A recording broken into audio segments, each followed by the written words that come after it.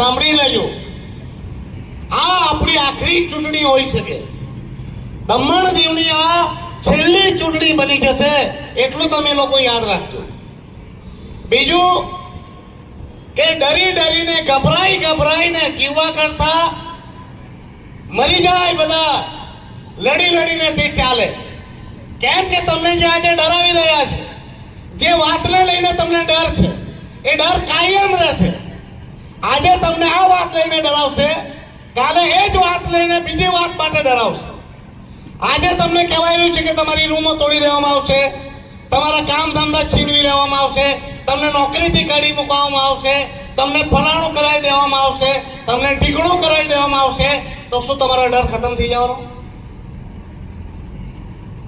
કાલે બીજી વાત માટે કે આજે તમે એમપીમાં જો ઉમેશને મદદ કરે કે ભાજપને વિરોધ કરે તો તમારો ઘર તોડી દેશું, અમે આ મકાન તોડી દેશું, તમારા ધંધા તોડી દેશું, આ કરી નાખશું. તો પછી બીજા વખતે પાછું બીજી વાત લઈને કે ભાઈ તમે આમ કર્યું તો પછી તમારા ઘર તોડી દેશો, મકાન તોડી દેશો, તમારી રૂમ તોડી દેશો, તમારા જોબમાંથી કાઢી મુકાવશો. ક્યાં સુધી ડરવાના ભાઈ? મેં લાઈવ હું કામ કરાયું, મને પહેલે જ વિશ્વાસ હતો કે આ ડરેલી ગભરેલી આ જનતા બહાર નીકળવાની જ નથી.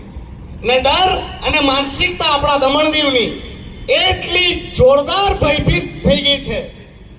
એક તો પોર્તુગાલીઓનું 450 વર્ષોનું શાસન, તેની જે માનસિકતા આપણે ગુલામીની છે, એ ગુલામીની માનસિકતા હજુ આપણામાંથી નીકળી નથી. એ આપણા ડીએનએ માં ઘૂસી ગઈ છે અને એ ડર તમારી જિંદગી બરબાદ કરશે, તમારા બચ્ચાઓના ભવિષ્ય બરબાદ કરશે. આ લાઈવ દીવના લોકો સાંભળી લે કે આ ડર તમારી જિંદગી બરબાદ કરી દેશે. એટલું યાદ રાખજો.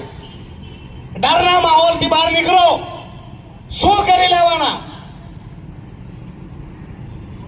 વધારે શું કરી લેશે? મારી નાખશે? અરે આપણામાં મોટા ભાગના લોકો આસ્તિક છે. બની શકે કોઈ ભગવાન રામમાં, કૃષ્ણમાં કે અન્ય ભગવાનમાં વીટી પડતા હશે, કોઈ જીસસમાં, કોઈ મોહમ્મદ પૈગંબરજીમાં, કોઈ ગુરુ નાનકજીમાં, પણ બધા વિશ્વાસ તો રાખે ને. બધી જગ્યાએ સાફ લખેલું છે, આપણી ગીતામાં બી લખેલું છે કે મોત તો એક દિવસ આવવાની જ. તમારા ભાગ્યમાં જે થવાનું તે થઈને રહેવાનું જ. ખારીથીને કોઈ બદલી શકે તો તમારા કર્મ. જો ભાગ્યમાં થવાનું હોય ને મોત નિશ્ચિત જ હોય તો ડર શાનો?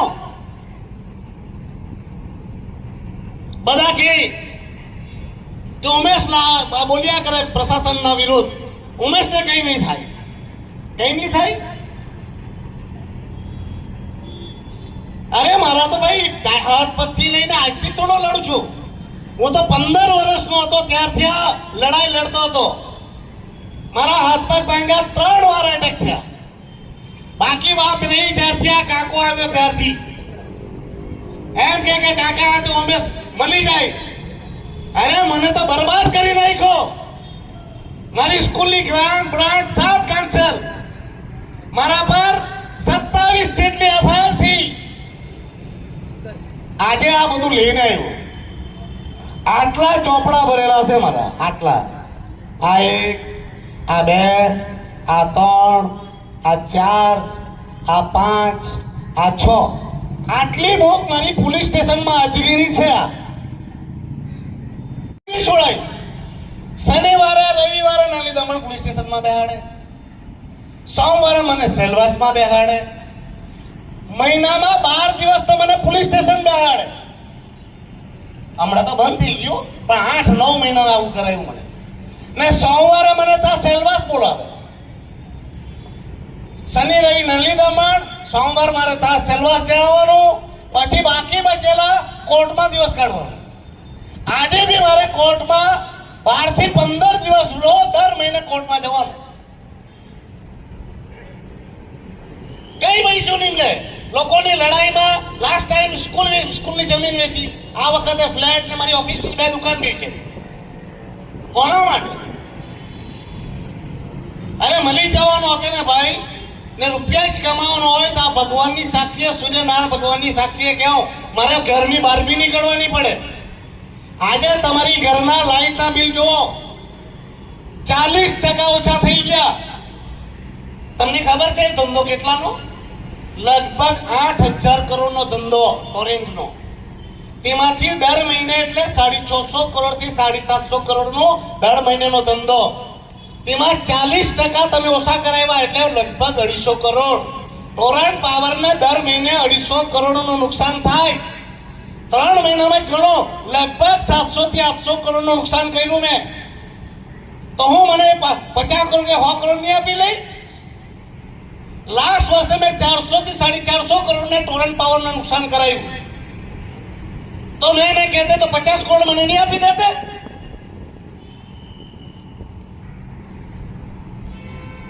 ઉમેશ ફરી જાય. કયા ભાઈ ફરી ગયો? કયો ફરી જાય? તો તમે શું કરે ભાઈ?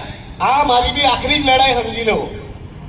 કેમ કે આટલા દુઃખ, આટલા તકલીફ, આટલી પીડા આપવા છતાં જો માણસ નહીં સુધરે તો તમારે કોઈ ભગવાન બી બચાવી નહીં શકે. ભૂલી જાજો, ભૂલી જજો કે તમને કોઈ બચાવી શકે. એટલે આ મારા માટે અસત્ય સામે સત્યની લડાઈ છે. આ અન્યાયો સામે ન્યાયની લડાઈ છે. આ લડાઈ છે અનિષ્ટો સામે નિષ્ઠાની લડાઈ છે. ને આ લડાઈ છે આપણા અસ્તિત્વને બચાવવાની લડાઈ છે. જો તમારામાં હિંમત નહીં હોય, તમને ડર લાગતો હોય તો ભાઈ હજુ બી ચાલી આવો. આમ બી એકલો જ લડતો હતો. તમારો સાથ માંગુ છું, તમે સાથ આપો છો, પણ ડરી ડરીને સાથ આપવાનો તો મને એવો સાથની કોઈ જરૂર નથી. જે ગભરાતા હોય તે ચાલી જાઓ, અને જે હિંમત હોય, જેને લડવાની શક્તિ હોય, જે પોતાના ભવિષ્ય માટે લડવા માંગતો હોય તે મેદાનમાં આવો. ચરણ જોઈ લીધું છે ભાઈ મેં તો. એટલે આટલા જ છે મને ખબર છે, પણ આટલા લોકો બી મારા સાથે છે મને બહુ છે. મને ખબર છે કે આટલા લોકો પોતાના જીવને જોખમમાં મૂકીને, પોતાના ભવિષ્યને ખતરામાં મૂકીને તમે આવેલા છે. પણ આ સ્ટેજ પરથી મારો વાદો છે, તમને નખ પર બી નુકસાન થયું તો એ લોકોની ઈંટથી ઈંટ ઉડાડી દેવા.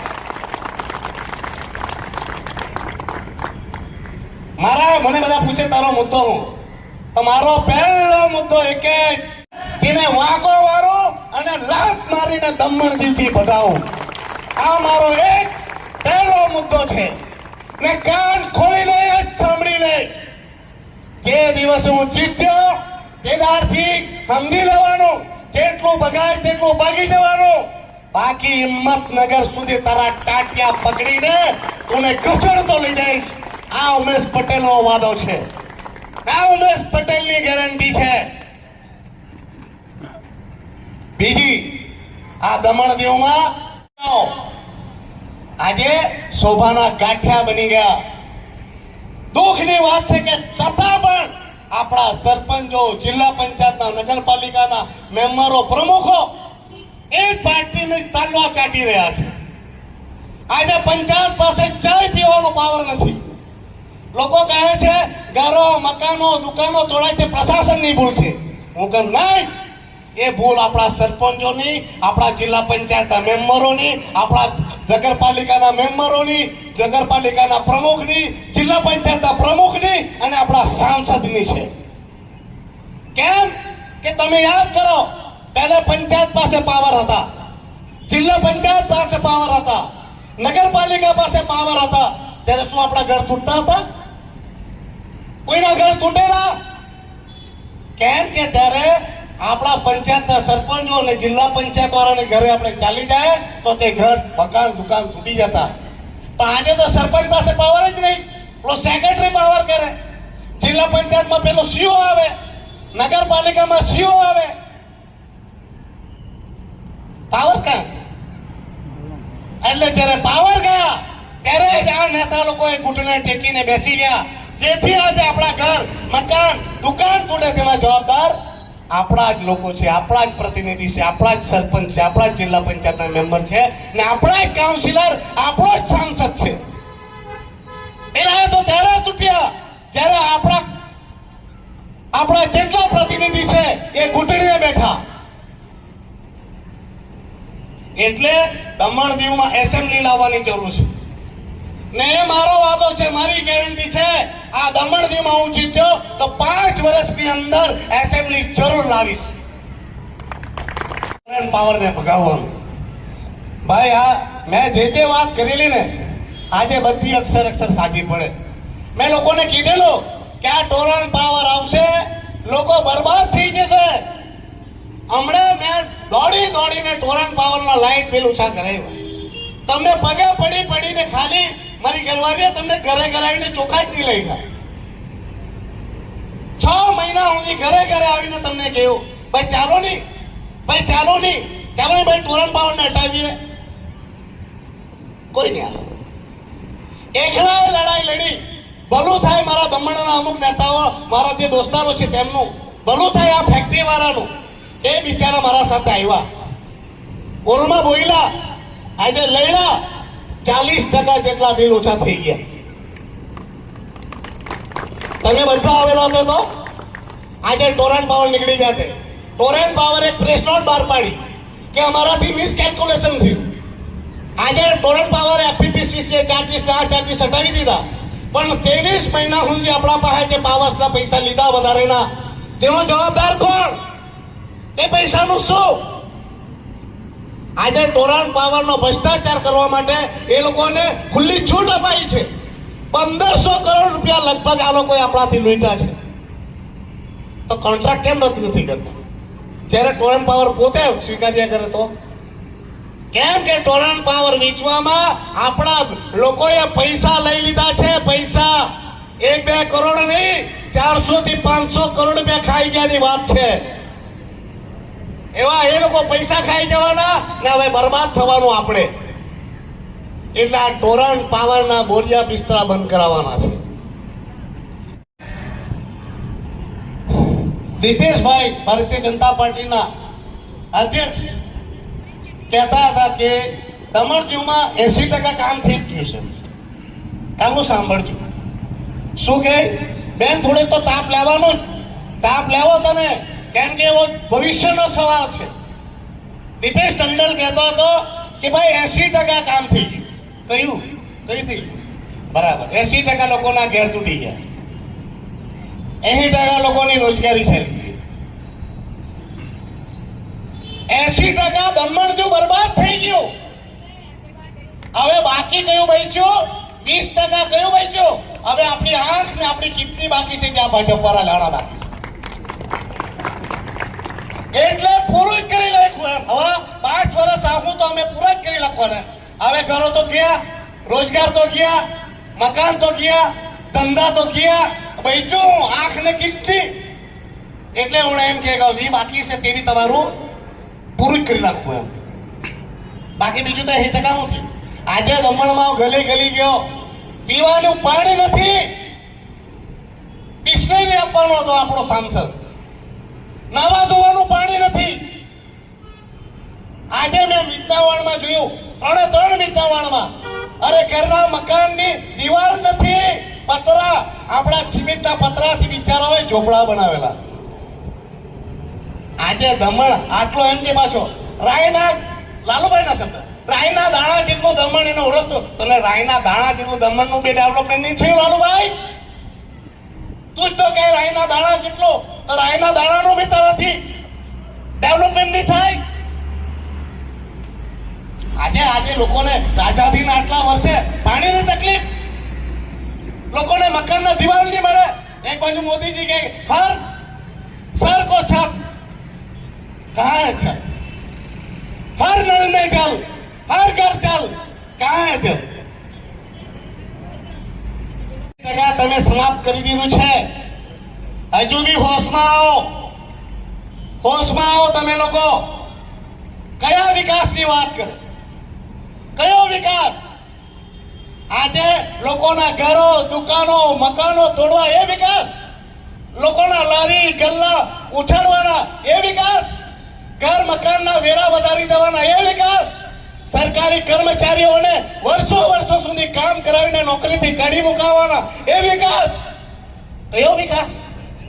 આજે દીવમાં જાઓ, દમણમાં જાઓ, ગલી મોહલ્લાના રસ્તા વર્ષોથી ખોદી મૂકેલા છે. કયો વિકાસ?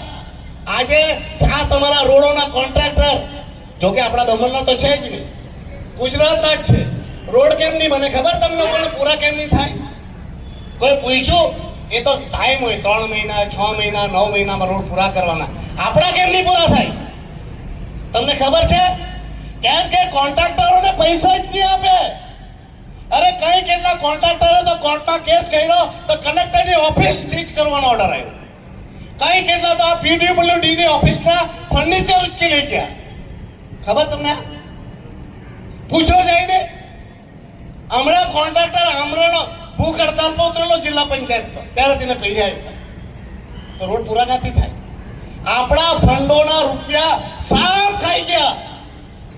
પણ વાદો છે મારો, હું ચૂંટાઈશ એને હિંમતનગર થી પાછો લાવીને જેટલું ખાધું છે ને એના ગળામાં હાથ કાઢીને એના આતેડામાંથી કાઢીને બહાર કાઢીશ.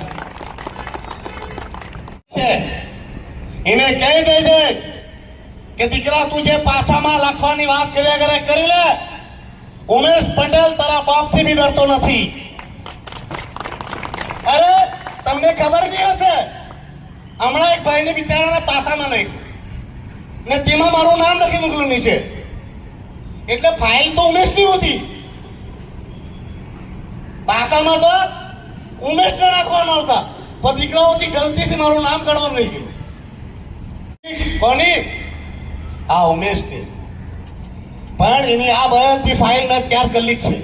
દીકરા સત્તા બદલાવા લે તને તો હોધીને અમે દમણમાં લાવો. તું તો નાહીને થાકી જાય. પણ આ બધી ફાઇલ મેં તૈયાર કરેલી છે એની તો.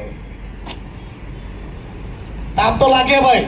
મેં બી આખા જિંદગીના 30 વર્ષ આપ્યા છે તમને બધાને. આજે આરો પાડી આપવાનું તો ભાઈ.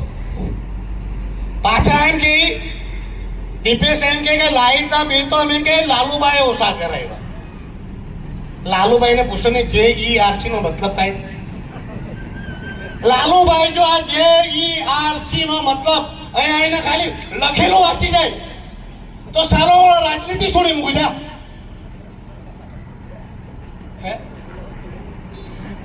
શરમ નહીં લાગે? આ તો સારું થયું કે મેં જનતાની સામે બધું લાઈવ કરું. તમે બધાને બોલાવો કે ભાઈ ઓલમાં આવજો. જ્યારે JRC ની મીટિંગ થાય આ ભાઈ નાચવા દે, આ દુચા કરીને નાચે ને પછી કે મેં ઓછું કર્યું. તમે મને કહો છો ભાઈ તમે એને ઓછું કરો તો પ્રેસ નોટ આવે, એક વિડીયો તો આવે કે બોલી લો. જોઈન્ટ ઇલેક્ટ્રિક રેગ્યુલેટરી કમિશન જે બોલી જાય ને તો આ ફોર્મ બી નહીં બોલું.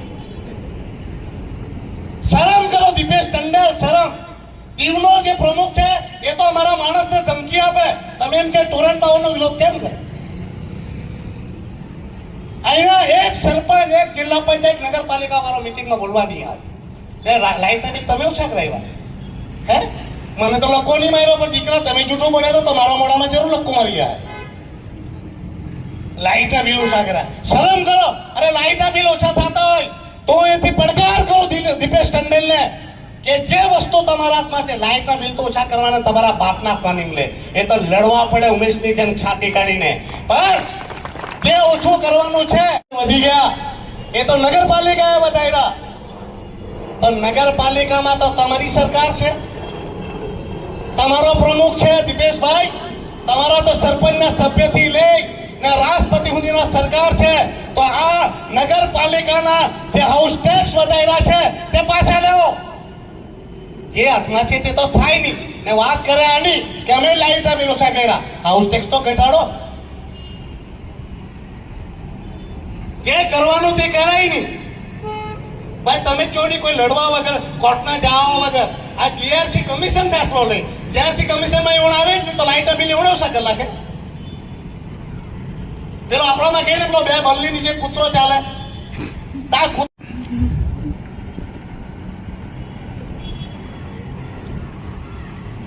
અને મને હમણાં કોઈ કહ્યું કે ભાજપ વાળા એમ કે બેરોજગારીનો મુદ્દો બી અંદર નહીં લે. આજે દમણ દીવમાં એટલા બેરોજગાર છે, આટલો પ્રદેશ, બિચારાને નોકરી કોઈ નહીં મળે. બેરોજગારી કેટલી છે, ચરમ પર. અરે બિચારા નર્સમાં કામ કરે, પીડબ્લ્યુડીમાં કામ કરે, હોસ્પિટલમાં કામ કરે કે સરકારીમાં ટીચરો કામ કરે, આખી જિંદગી યુવાની તે લોકોએ સરકારી નોકરીમાં આપી. 20-25 વર્ષ પછી એમને કાઢી મૂક્યા. કોરોનામાં બિચારી દીકરીઓએ, હેલ્થ વર્કરોએ પોતાનો જીવ, પોતાના પરિવારનો જીવ ખતરામાં રાખીને સેવા આપી ને પછી એ લોકોને કાઢી દીધા. ત્યારે લાલુભાઈ ક્યાં જાય? ત્યાં ભારતીય જનતા પાર્ટી ક્યાં જાય? રોજગાર તમે આપી દીધા બધાને. દમણમાં 1800 જેટલી ફેક્ટરી છે, છતાં આપણા માણસોને રોજગાર નહીં મળે. બોલો, એટલે આપી લીધો લાગે લોકો રોજગાર. રોજગાર પૂરો કરાય.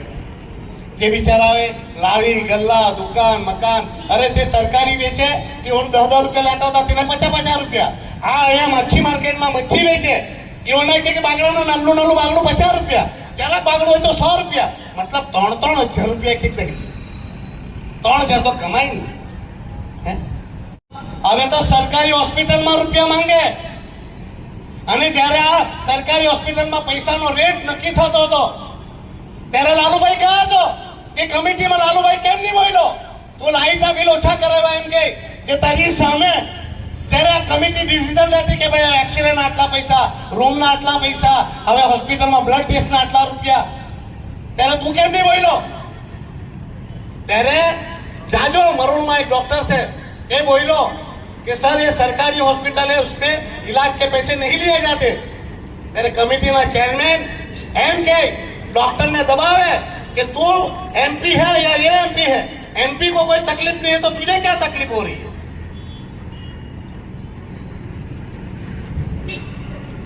આપણા દમણમાં આપણે તો બધા ઝેરમાં જીવ્યા કરીએ. આ આખો આજે માછીવાડમાં ને આમાં ને તેમાં ને આપણા ઘરની ગટરનું પાણી નહીં નીકળવા દે. કેમ?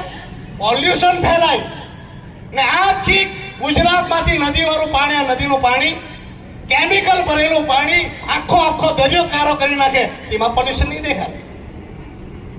હમણાં તો હવે શું કરવાના ખબર કે તમને? હવે તો દમણના દરિયામાં અંદર 5 કે 10 કિલોમીટર અંદર પાઇપલાઇન કરીને કેમિકલ છોડવાના. અહીંયા તો દેખાતું નહીં હોતું. અંદર કોણ આપણો બાપ જો હે. અને આપણા દમણના પ્રશાસને એ પાઇપલાઇન રોકવા માટે પીઆઈએલ કરેલી, કોર્ટમાં રોકવાની રીટ કરે, અરજી કરેલી, તે ખેંચી લીધી. એટલે હવે આડેધડ ફેંકો પાણી. આપણા દમણજી માટે બી જે માણસ આપણા માટે વરદાન સ્વરૂપ હતો, એ મોહનભાઈની જયારે શહાદત થઈ ત્યારે મોદીજીએ એક ટ્વીટ તક નહીં કહ્યું, એક સંવેદનાનો શબ્દ તક નહીં કહેવો. અમિત શાહજીએ બી એક ટ્વીટ તક નહીં કર્યું ત્યારે મને દુઃખ થયું. અને જે કારણથી મોહનભાઈ શહાદત થઈ, જે કારણથી સુસાઇડ થયું, જેની એફઆઈઆર રજીસ્ટર થઈ, અને એફઆઈઆર રજીસ્ટર થવા છતાં એ અધિકારીઓને છે ભોગાવ્યા, તેમને સાવયડા, તે વાતનું ખાલી હતું. બાકી મોદીજીથી મને કોઈ કમ્પ્લેન નહીં. શું મોદીજીને આપણા દુઃખ તકલીફ દેખાતી નહીં હોય? એને કઈ ખબર નહીં પડતી હશે કે આપણા દમણજીવના લોકોને કેટલી તકલીફ છે, આપણી હાલત શું છે? હા, બાકી મને કોઈ શરમ ફીલી નહીં. બાકી બીજી વાત તમને કેવું ભાઈ, ખાલી 2 જ મુદ્દા છે, હવે 5-7 મિનિટ છે મારી. તમે વિચાર કરો ને, લાલુભાઈને કેમ ટિકિટ આપે? ભાજપની ટિકિટ લાલુભાઈને કેમ આપે? તમે વિચારો, ખાલી હૃદય પર હાથ મૂકો ને પછી વિચારો. નેતા નહીં હતો, તમે કેવો નહીં છે કે નહીં છે? વિચાર, સારામાં સારો નેતા છે. પટેલ જોઈતો હતો તો ડાયાભાઈ દીકરો જિગ્નેશ બી તો હતો, જે 5 વર્ષની મહેનત બી કરતો હતો. કેમ તેને નહીં આપી? ભાજપમાં બીજા બી તો 2-4 માણસ છે ને જેને ટિકિટ અપાય, કેમ લાલુભાઈને જ અપાય? વિચારો, કેમ કે લાલુભાઈને એટલે આપે તાકી આ અમદાવાદ જેથી કાકોજી આવો તે વાત કરી શકે. સમજી ગયા? એટલે લાલુભાઈ દમણદીવનું મર્જર થયું દાદરાનગર હવેલી. લાલુભાઈ સાહેબના સપનો પૂરા કરવા નીકળી પડ્યો. દમણદીવનું ટોરેન્ટ પાવર વેચાઈ ગયો, લાલુભાઈ સાહેબના સપના પૂરા કરવા નીકળી ગયો. આ આપણું 19મી ડિસેમ્બરની જાહેર રજા કાઢી નાખી. દમણદીવની 19 ડિસેમ્બરની જાહેર રજા સુદ્ધા કાઢી નાખી ને લાલુભાઈ મજા મારે. અહીંયા મોદીજી આવે એટલે પેલો કાકો ઉપર ચડી જાય, અમિત શાહજી આવે એટલે પેલો કાકો ઉપર ચડી જાય, ને આ નીચે બેહીને તાલી મારે. એટલે એને આવો માણસ જોઈએ જે જ્યાં જોઈએ તો સાઈન કરી આવે. સરકારી હોસ્પિટલમાં ઈલાજ માટે સાઈન કરી આવે. લોકોના ઘર મકાન તોડો ભાઈ કઈ મળી આવે. એટલે આને તો એવો માણસ જોઈએ જેથી એ પોતે આશ કરી શકે, પોતે રાજ કરી શકે. બાકી બીજા સમજદાર હોય તો આવું તો નહીં થવા લઈને. તેમાં મારાથી ને એટલે ડર, એને ખબર છે કે આ ઉમેશજી તો તે ઘૂંટણે ટેકવાનો નથી. 5 વર્ષમાં તમે કોઈ દી લાલુભાઈ નો બેનરમાં ફોટો જોયો કે જોયો ભાઈ? અરે પ્રશાસન યાદ રાખ, કાગળ પટ્ટી ફોટો હોવા જોઈએ. કોનો ફોટો હોવા જોઈએ? કોણ? આપણે કોને ચૂંટીને મોકલેલો? લાલુભાઈ ને કે પેલા કાકા ને? આમાં લાલુભાઈ આમ રડતો જ જો રહી ફોટામાં તો. ફોટામાંથી માણસને કાઢી લઈ ને આપણા વાળા બધા નેતા તાલી મારે. વાહ વાહ વાહ વાહ, મારો મારો ભાઈ. જો ભાઈ, આ કેતનભાઈ ની બી તમને એક વાત કહું. કેતનભાઈ થી બી મને કોઈ પ્રોબ્લેમ નહીં મળે, પ્રશ્ન મને કોઈ પ્રોબ્લેમ. 5 વર્ષ થઈ ગયા. આજે જેટલો જવાબદાર લાલુભાઈ છે એટલો જ જવાબદાર, તેનાથી વધારે જવાબદાર કેતનભાઈ છે. કેમ? સત્તા પક્ષ જયારે મનમાની કરે ત્યારે વિપક્ષની જવાબદારી શું હતી? એને તેનો વિરોધ કરવો જોઈતો હતો, પ્રજાના પ્રશ્નો ઉઠાવવા જોઈતા હતા, પ્રજા સાથે ઉભી રહેવા જોઈતું હતું. ત્યારે ભાઈના ફોટા છે તો ભાઈ દુબઈ. આપને છોડીને એ ભાઈ દુબઈ નાખી. દાભોળ છોડીને સોમનાથ બોર્ડર પર નહીં. હવે પાછળ લાગીએ તો 5 વર્ષમાં પાછો કાં આવી જાય આપને કઈ ખબર? જનતાને જરા દુઃખ આવે, તકલીફ આવે, તેના માટે લડવાનું આવે, જનતા સાથે ઉભી રહેવાનું આવે ત્યારે ભાઈ નાખી જાય. બહુ બધી વાત કરવાની છે, પણ હજુ તો કેતનભાઈ, મને વિશ્વાસ છે કે કેતનભાઈ બેહી જાય. કેમ કે કેતનભાઈ બી આ લોકોની ભાવનાઓ સમજવાની છે. કેમ કે આ વખતે લોકો પરિવર્તન ચાહે છે. લોકો વિચારે છે કે આ ભારતીય જનતા પાર્ટીની પૂરામાં પૂરી હાર કરવામાં આવે, એમને ડિપોઝિટ ખોવામાં આવે. એટલે મને વિશ્વાસ છે કે કેતનભાઈ બેસી જશે, લોકોની જનભાવનાઓને સમજશે. બાકી કેતનભાઈ ચૂંટણી લડવા માટે મેદાનમાં ઉતરવા પડે. આજે લાલુભાઈ કેદારથી ટિકિટ મળેલી, કેદારથી ઘરે ઘરે ખૂંદા ખૂંદે કરે ને આ ભાઈ બાઇક ને ગાડી પર ફર્યા કરે. એ ચૂંટણી લડવાની ઉભો થયેલો છે, એ તો ઉમેશના વોર્ડ કાપવા ઉભો થયેલો છે. બાકી તમે વિચાર કરો, ચૂંટણી લડવાની હોય તું તો લાસ્ટ 5 વર્ષથી ઘેરે ઘેરે ફર્યા કરો. લાસ્ટ 7 મહિનામાં મેં 8 ચક્કર માર્યા ઘેરે ઘેરે. કેતનભાઈ કેટલા માર્યા? આજે ટિકિટ ડિક્લેર થઈ ગઈ ને આજે 20 દિવસ થયા, ખાલી બાઇક ને ગાડી પર ફર્યા. લડવી એને તો કોઈના કહેવા ઉપર ફોર્મ ભરીને ઉમેશને હરાવવાનું છે. બાકી બેવ સંજોગમાં તમને તકલીફ પડશે. જો લાલુભાઈ જીતી ગયો તો તમે વિચારજો આ ભાજપ જીતું તો કે પછી તમને ગમે તેટલું દુઃખ આપે, તકલીફ આપે, પીડા આપે, અને તો છતાંય હવે તો આંખને કિડની કરવાની જ બાકી રાખે ને છતાં ભાજપ જીતી જાય તો પછી તમારી આંખ ને કિડની ને તમારું લોહી બી કાઢી લે. આ યાદ રાખ. ને બીજી વખતે કેતન જીતી ગયો તો બી યાદ રાખજો, કેતન જીતો તો તમે એ સમજી લેજો કે તમારા દુઃખ, તકલીફ ને પીડામાં કોઈ બોલવા નહીં આવે. કેમ કે 5 વર્ષ પછી ડાયરેક્ટ ચૂંટણીમાં જ આવે. કેમ કે તમને કઈ ઇન્ટરેસ્ટ નહીં મળે, તમને તકલીફ આવે, દુઃખ આવે, પીડા આવે, તમારા માટે બોલવા વાળાને તમે વોટ નહીં આપે તો સમય પર આવીને વોટ આપી દે તો પછી તે જ વિચારવાના કે તમારા ઘર તૂટે, મકાન તૂટે, દુકાન તૂટે, રૂમ તૂટે, ફલાણું તૂટે, હાઉસ ટેક્સ વધે, કચરાના પૈસા અલગ લો, લૂંટી લો, બધું કિડની કાઢી લો, આંખ કાઢી લો, કોઈ નહીં આવવાનું તો પછી તે તો ચૂંટણીમાં જ આવવાનું ને આપણા વાળા તો 10,000, 500 ને એવું જ ચાલ્યા કરે. એટલે બેવ સંજોગમાં હાર તમારી જ થશે. આ લડાઈ મારી નથી, આ લડાઈ તમારી છે. હું તો તમારો પ્રતિનિધિ બનીને તમારી લડાઈ લડી રહ્યો છું. એટલું યાદ રાખજો, ઉમેશ પટેલ વારંવાર પેદા નહીં થાય. એક મોહન ડેલકર હતો જે તમારા આપણા માટે એક ખોફ હતી કે મોહન ડેલકર લડશે. આજે તો તેનો પરિવાર પણ ઘૂંટડે બેસી ગયો છે. એટલે તમારા માટે લડવા વાળું કોઈ નથી. એટલે તમારા પાસે એક માત્ર વિકલ્પ છે, ઉમેશ પટેલની મદદ કરવાની, અને 10 ગણી મદદ કરવાની, 100 ગણી મદદ કરવાની. બાકી મારી હાલત તો અભિમન્યુ જેવી છે.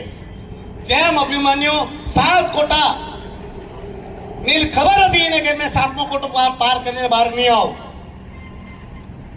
પણ તેણે હિંમત કરી, ધર્મ યુદ્ધમાં ઉતર્યો અને તેને 7મા કોઠાથી બહાર લાવવાની જવાબદારી ભીમે લીધી હતી કે અભિમન્યુ તું 7 કોઠા પાર કરી દે અને કોઠાની બહાર કાઢવાની જવાબદારી ભીમની છે.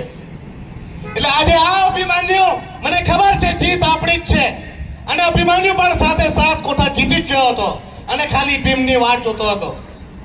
કેમ? મને બી ખબર છે હું તમારી દરેક સમસ્યા, તમારા દુઃખોને, તમારી તકલીફોને નિવારણ કરીને હું તમારા માટે જંપીશ, હું જીતીને બતાવીશ, પણ મને તમારા બધાનો સાથ અને સહકારની જરૂર છે.